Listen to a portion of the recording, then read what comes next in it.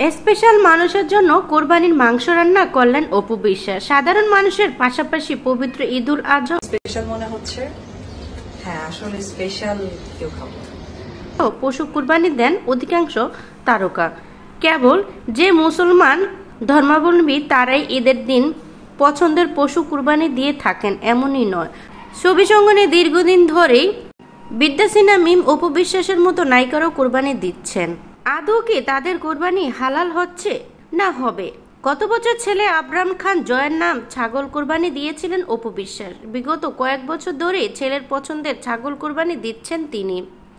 এবছরও সামাজিক যোগাযোগ মাধ্যমে কুরবানির পশুর মাংস কাটার ভিডিও শেয়ার করেছেন অভিনেত্রী, যেখানে অপুকে দেখা গেছে কসাইদের পাশে বসে মাংস কাটাকাটি করতে সাহায্য করছেন।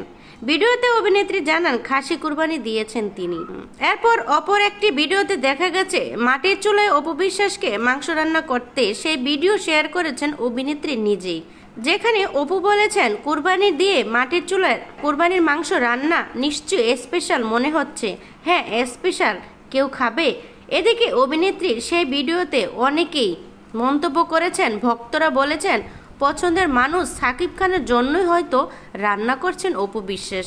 আবার কেউ বলছেন সকল আয়োজন ছেলে আবরাম খান জয়ের জন্য।